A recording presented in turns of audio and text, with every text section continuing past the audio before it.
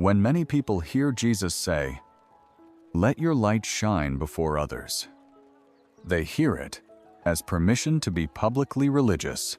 The phrase can sound like a call to be visible, vocal, and unmistakably Christian in a way that others will notice. For some, it means bold self-expression. For others, it means displaying faith openly so no one can miss it. But in the world where Jesus first spoke those words, the meaning was both deeper and more demanding than that. Jesus says this in Matthew 5. Within the Sermon on the Mount, he tells his disciples, "You are the light of the world. A city set on a hill cannot be hidden." Then he adds, "Nor do people light a lamp and put it under a basket, but on a stand, and it gives light to all in the house. In the same way, let your light shine before others, so that they may see your good works and give glory to your Father who is in heaven." To understand this properly, we have to hear it within the flow of what Jesus is doing. He has just pronounced blessings on the poor in spirit, the meek, the merciful, the pure in heart, the peacemakers, and those persecuted for righteousness' sake. In other words, he is not speaking to people who are building impressive public identities. He is describing the kind of people the kingdom of God creates. Then he says that these very people are the salt of the earth and the light of the world. That means light is not first a reference to outward religious performance. It refers to the visible moral and spiritual reality of a people shaped by God's reign. In the biblical world, light was rich with meaning. Light was associated with truth, holiness, guidance, revelation, and the life that comes from God. Israel had been called to live in such a way that the nations would see the wisdom and righteousness of God. The prophets spoke of God's saving purposes, reaching the nations like light dawning in darkness. So when Jesus calls his disciples the light of the world, he is speaking in that biblical world. He is saying that the people formed by his kingdom are meant to make the reality of God visible in a darkened world. And yet notice how he defines that visibility. He does not say, "Let them hear your slogans." He does not say, "Make sure they know how religious you are." He says, "That they may see your good works and give glory to your Father in heaven." That phrase matters. The visibility Jesus commands is not self-referential. It is not meant to direct attention back to the disciple as an impressive spiritual person. The good works are meant to be visible, but the glory is meant to go elsewhere. The whole movement of the verse is outward and upward. Visible life, seen by others, leading to praise of the Father. That is the key. In first-century Jewish life, this would have cut against two opposite temptations. One temptation was compromise to hide distinct faithfulness in order to avoid pressure or rejection. The other temptation was hypocrisy to use visible religion as a way to secure honor before people. Jesus opposes both. He does not want his disciples hidden in cowardice, but neither does he want them performing righteousness for human approval. This becomes even clearer when we keep reading Matthew 6. Right after telling them to let their light shine, Jesus warns, "Beware of practicing your righteousness before other people in order to be seen by them." Then he speaks about giving, praying, and fasting in secret rather than for public display. At first, some readers think these teachings contradict each other. In one place, Jesus says, "Let others see your good works." And in the next, he says, "Do not practice righteousness to be seen." But there is no contradiction. The difference is not visibility alone. The difference is direction and motive. In Matthew 5, the disciples' life is visible because kingdom righteousness cannot remain hidden. In Matthew 6, the hypocrite seeks visibility because human recognition is the reward he truly wants. One is faithful life that happens to be seen. The other is religious behavior designed to be seen. That distinction would have mattered enormously then. In the honor-shame culture of the ancient world, public reputation carried great weight. To be seen as righteous could bring status, respect, and influence. Jesus is not naive about that. He knows the human heart's ability to turn even devotion into self-exaltation. So when he says, "Let your light shine," he is not giving his disciples permission to build spiritual reputations. He is calling them to such real and visible goodness that people are confronted not with their greatness, but with the goodness of God. This also means that good works cannot be reduced to random kindness. In the Sermon on the Mount, righteousness includes truthfulness, mercy, purity, réconciliation, love of enemies, generosity, prayer, and trust in the Father. So the light is not a vague positive energy. It is a whole way of life under the rule of God. When Jesus says a city on a hill cannot be hidden, he is not encouraging theatrical faith. He is saying that a people shaped by the kingdom will inevitably become visible. Their life together, their conduct, their mercy, their integrity, their courage, their refusal to retaliate, their truthfulness under pressure. All of this will stand out in a darkened world. That is what the teaching meant then. It meant that disciples were not to hide their allegiance to God out of fear, but it also meant that the public visibility of their righteousness was never meant to terminate on themselves. They were not being formed into religious performers. They were being formed into a community through whom the Father's character could be seen. The light was real, but it was borrowed light. It was the reflected beauty of the kingdom, not the self-generated glow of spiritual display. Modern people still tend to distort this teaching, though often in different ways. One common mistake is to hear "let your light shine" and assume Jesus means make your faith as visible as possible. In that reading, the verse becomes permission for constant external signaling. Say more religious things. Present yourself more publicly as a believer. Make sure people know where you stand. But that is not the same as what Jesus is teaching. Jesus is not against visibility. He commands it, but he is very specific about the kind of visibility he means. It is not visibility of branding. It is visibility of goodness, not self-advertisement, but righteousness that points beyond self, not performance, but embodied faithfulness. Another mistake is the exact opposite. Some people fear appearing self-righteous, so they hide their faith almost completely. They keep it private, inward, and silent in every possible setting. They treat visible Christian life as automatically suspect, but Jesus does not allow that either. A lamp is meant to give light. A city on a hill cannot be hidden. A disciple whose life never visibly differs from the surrounding darkness is not obeying Jesus any more than the religious performer is. So the problem is not public faith itself. The problem is public faith that is curved inward. This is where many Christians today get confused.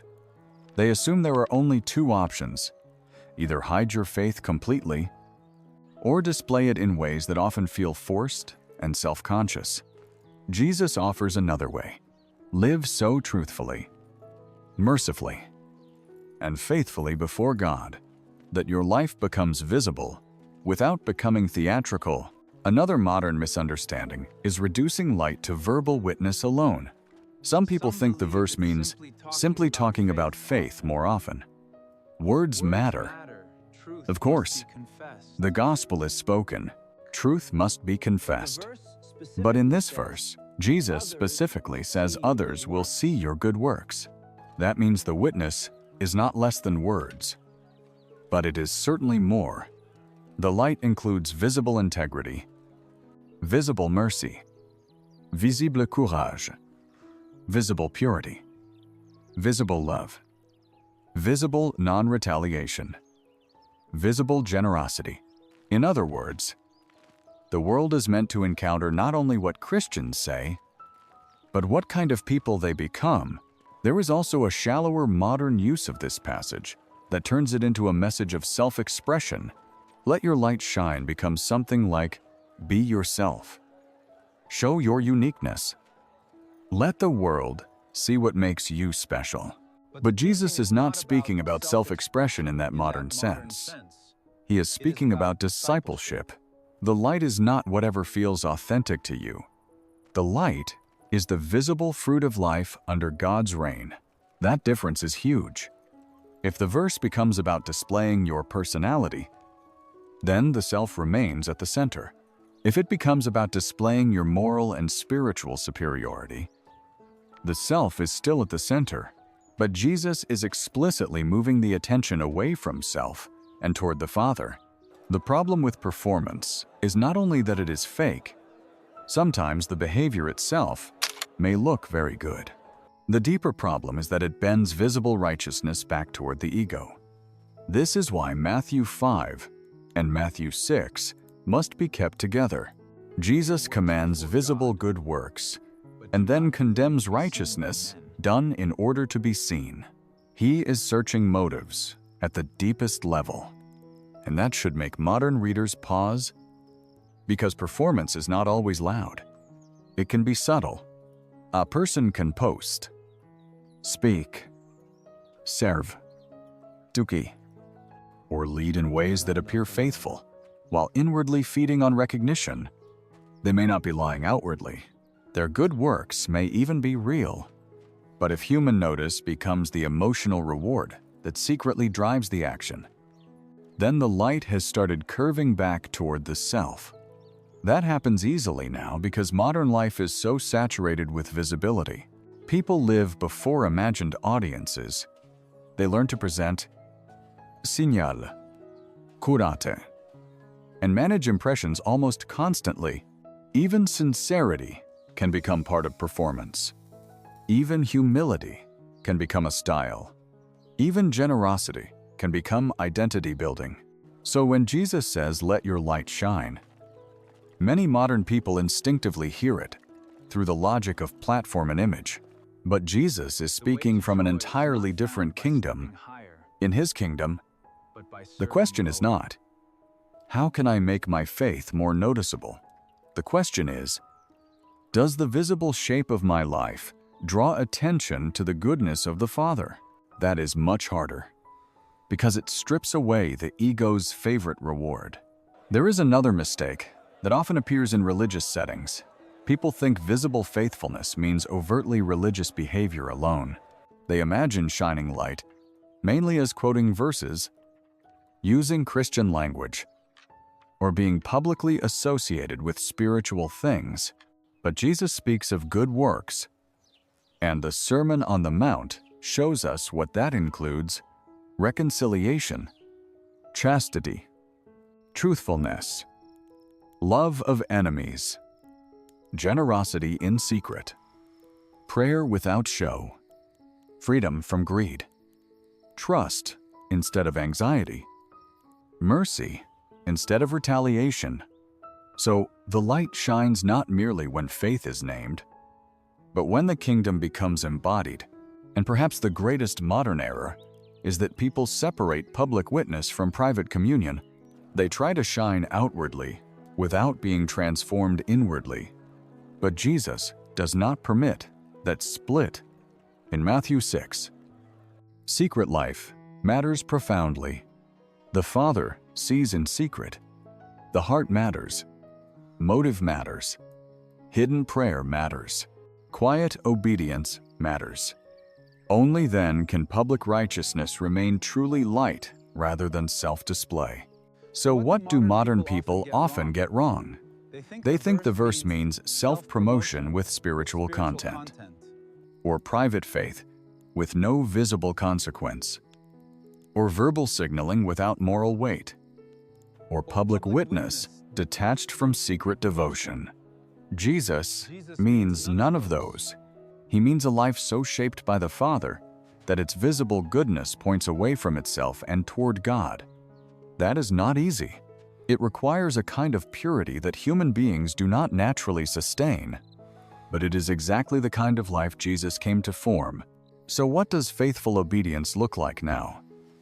It begins with the refusal to choose between cowardice and performance. Some people hide because they do not want the cost of visible faithfulness. Others perform because they want the reward of visible faithfulness. Jesus calls his disciples into another path. Entirely live so steadily before the Father that when your life is seen, what stands out is truth, mercy, integrity, and goodness. Not the hunger to be admired. That means obedience starts in secret. Before your light can shine rightly in public, your heart must be trained where no audience exists. Prayer in secret, repentance in secret, generosity without announcement, obedience when nobody is impressed. This is why Matthew 6 is not a distraction from Matthew 5. It is the protection of it. Secret life purifies public life. If no hidden communion with the Father exists, then public visibility will almost certainly become performance sooner or later. Faithful obedience also means accepting that genuine Christian life will become visible in ordinary ways. It will be visible when you refuse dishonest gain even if nobody would have blamed you. It will be visible when you answer harshness without mirroring it. It will be visible when your speech is truthful, clean, and restrained. It will be visible when you stay faithful in marriage, honest in work, generous with money, patient with weakness, and merciful under pressure.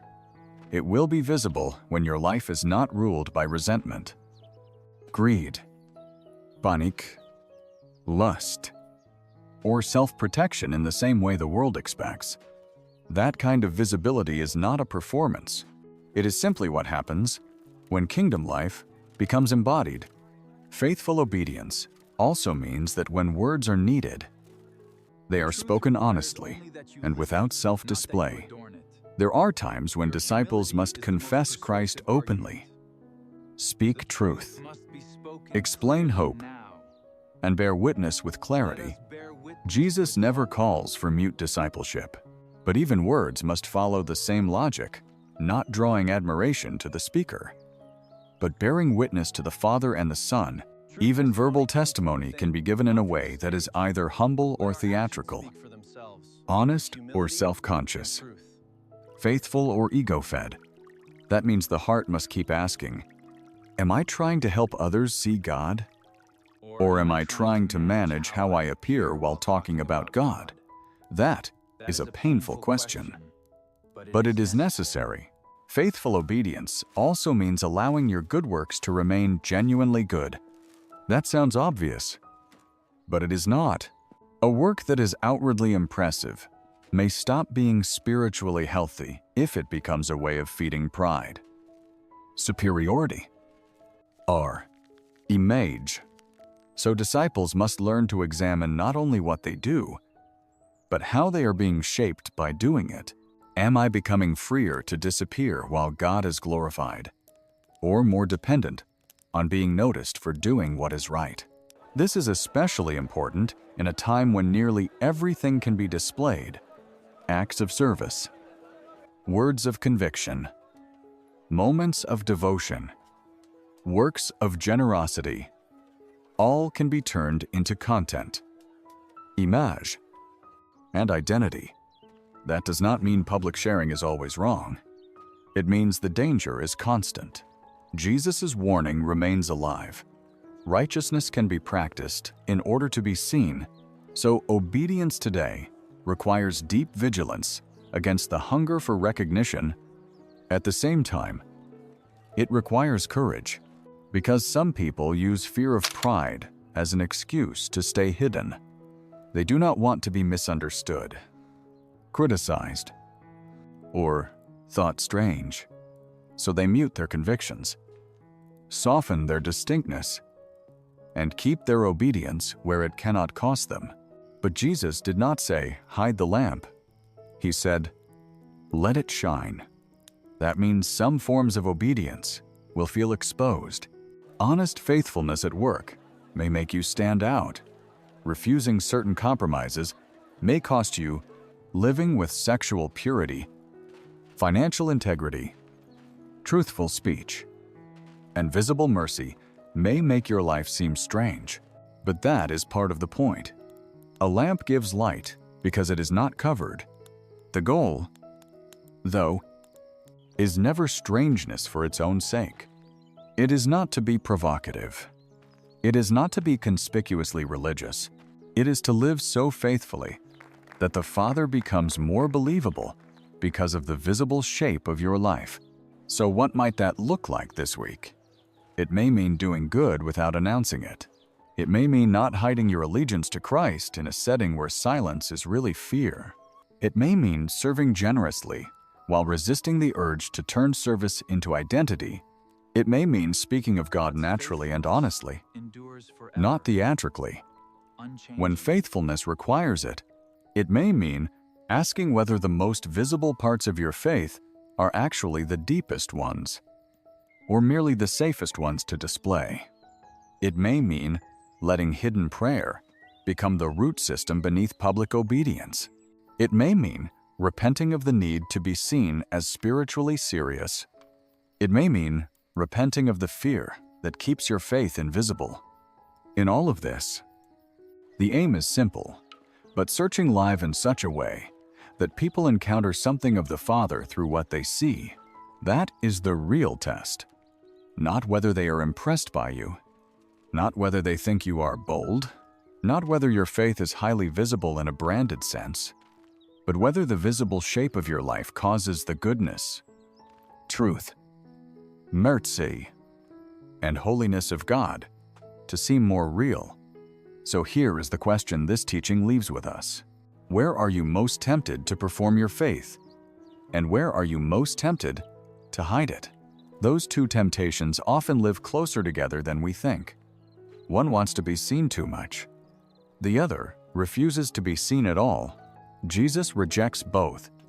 Bring both to Him, and then begin with one act of obedience. Not one act designed for notice. One act of real faithfulness. Let one good work be done for the Father's glory, rather than your own. Let one truth be spoken without self-display. Let one act of mercy, honesty, courage, or purity become visible because it is real, not because it is staged. Because Jesus did not come to create religious performers, He came to form a people whose lives would make the Father visible in a darkened world.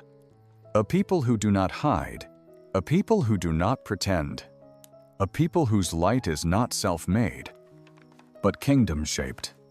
So let your light shine, not so people will admire you, not so they will call you impressive, but so that, through the visible goodness of a life ruled by God, they may begin to see the Father. That is what Jesus meant, and that is what faithful obedience still demands now.